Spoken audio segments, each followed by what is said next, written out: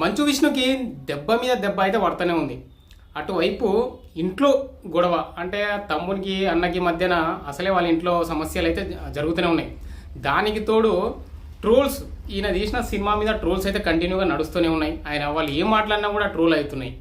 So present ఆయన ఇప్పుడిప్పుడే ఈ సినిమాకి సంబంధించి ఇంటర్వ్యూలు ఇవ్వడం, ప్రమోషన్లు ఇవ్వడం స్టార్ట్ చేద్దాం అనుకుంటున్నాడు. కొన్ని చేసిండు కూడా ఇంటర్వ్యూలు. కానీ ఇదే టైంలో అసలు నిజంగా ఎక్స్పెక్ట్ కూడా చేయలే. సినిమా 1:30 ఉన్న సినిమా నిడివి కాస్త హార్డ్ డిస్క్ మిస్ అయిందంట. అరే ఏంటిది 1:30 సినిమా ఎట్లా మిస్ అవుతుంది? దాదాపు అంటే 200 కోట్లు ఖర్చు అయిందని ఆయన అయితే చెప్పడం జరుగుతుంది. ఒక ఇంటర్వ్యూలో కూడా విష్ణు చెప్పిండు. మరి ఎట్లా మిస్ అయింది అని చూస్తే మాత్రం ఇది ఒక పెద్ద అదే ఉందన్నట్టు, ఇంకా స్టోరీ అనుకోవచ్చు దీన్ని.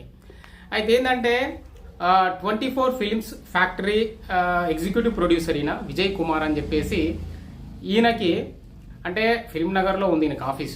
సో ఈయనకి ముంబై నుంచి హెచ్ఐవిఈ స్టూడియోస్ వాళ్ళు ఏం చేశారంటే కంప్లీట్గా గ్రాఫిక్స్ వర్క్ చేసి ఆ నిడివిని కాస్త హార్డ్ డిస్క్లో పెట్టి డిటిడిసి కొరియర్ ద్వారా పంపించారంట. సో మరి అది వచ్చింది, ఆ లొకేషన్కి వచ్చింది. 25 తారీఖు రోజు వచ్చిందంట. దాన్ని తీసుకున్నది ఎవరు అని అంటే రఘు అనే ఒక పిల్లగాడంట. అట్లా ఆఫీస్ బాయ్గా పనిచేస్తారంట ఆఫీస్లోనే. మరి ఆ ఆఫీస్లో తీసుకున్నాడంట, ఇంటిమేషన్ చేయలేదంట. వచ్చింది అని కూడా యజమానికి చెప్పలేదు. సో అది తీసుకొని మెల్లగా చరిత అనే ఒక లేడీ అంట, ఎవరో మరి ఎవరో ఇలా గ్యాంగ్ అనేది తెలియదు. సో ఆమెకి ఇచ్చేసారు. ఇంకా అప్పటి నుంచి వీళ్ళిద్దరు కనబడతలేరంట. సో వీళ్ళు ఏం చేసిండు, విజయ్ కుమార్ కూడా ముంబైకి ఫోన్ చేయడం, వాళ్ళు పంపించినామని చెప్పడం, ఇవన్నీ చూసిన తర్వాత సీసీ కెమెరాలో చెక్ చేస్తే అరే నిజంగానే వీళ్ళు తీసుకున్నట్టున్నది. సో మరి ఇక ఫోన్కు ట్రయల్ ఫోన్ చేస్తా ఉంటే ఫోన్ కలుస్తలేదు, వీడు ఎక్కడ ఉంటాడో ఇన్ఫర్మేషన్ దొరకట్లేదు. టెన్షన్ అయిపోతారు బాగా. ఇంకా ఎంబడే ఇంకా పోలీస్ స్టేషన్లో అయితే కంప్లైంట్ ఇచ్చిండు వీళ్ళ మీద ఈ ఎగ్జిక్యూటివ్ ప్రొడ్యూసర్. సో ఇంకా అసలు మంచు ఫ్యామిలీలో నిజంగా ఎప్పుడు లేని విధంగా అయితే సమస్యలు వస్తున్నాయి. మరి ఏంటిది అని చెప్పేసి అయితే బాధపడుతున్నారు. అసలే సినిమా అంత బడ్జెట్ పెట్టి సినిమా తీసినాము, అమ్మ ఏంటిది పరిస్థితి అన్నట్టుగా, దెబ్బ మీద దెబ్బ ఇంత ఘోరంగానా అని చెప్పేసి అయితే బాధపడుతున్నారంట. సో మంచు విష్ణు కూడా చాలా సీరియస్ అయిందంట ఆయన మీద, విజయ్ కుమార్ మీద. అసలు ఎట్లా మిస్ అవుతుంది, ఇంత బడ్జెట్ పెట్టి మేము సినిమాలు తీస్తే ఇంత జాగ్రత్త లేదని. నిజంగానే అంటే ఒకటి, ఇప్పుడు 1:30 ఉన్న సినిమాని కొరియర్లో పంపిస్తారా అబ్బా? నాకు అర్థం కాదు. ఒకటే మెయిన్గా నాకు డౌట్ వస్తుంది ఏంటంటే, ఆ 1:30 అంటే 200 కోట్లు అంతా ఖర్చు పెట్టి ఆ సినిమాని గ్రాఫిక్స్ వర్క్ చేసి దాన్ని ఒక హార్డ్ డిస్క్లో పెట్టి కొరియర్ ద్వారా పంపిస్తే అది నన్ను మిస్ అయితే పరిస్థితి ఏంది? తెచ్చుకోలేరా జాగ్రత్తగా? వీళ్ళు అక్కడ నుంచి ఇక్కడికి వేరే వీళ్ళ పర్సన్స్ ద్వారా తెచ్చుకోలేరా? డిటిడిసిలో పంపించడం ఏంది? మళ్ళీ ఫన్నీగా అనిపిస్తుంది నాకైతే అది. అట్లా పంపిస్తే ఎట్లా? ఇప్పుడు డిటిడిసి అనేది ఎట్లా ఉంటుంది? సరే ఓ స్కూటర్ మీద వాడు ఇన్ని సామాన్ వేసుకొని అక్క అన్ని సప్లై చేసుకుంటూ వస్తూ ఉంటాడు. మనం చూస్తుంటాం మామూలుగా డిటిడిసిలు బయట ఎట్లా డెలివరీ చేస్తూ ఉంటారు.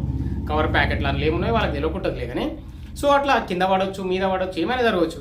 అట్లాంటిది అట్లా పంపించారంటే నాకు అనిపిస్తుంది అన్నట్టు, అంటే అంత కేర్లెస్గా ఎట్లా ఉంటారు అని.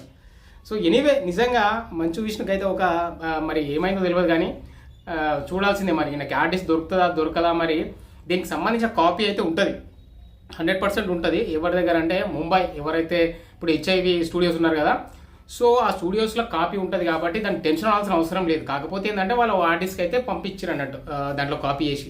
సో అక్కడ ఇమీడియట్గా అయితే వాళ్ళు డిలీట్ చేయరు దాన్ని. ఎందుకంటే అంత బడ్జెట్ పెట్టి తీసి అంత గ్రాఫిక్స్ వర్క్ చేసిన తర్వాత ఇమీడియట్గా డిలీట్ చేయరు.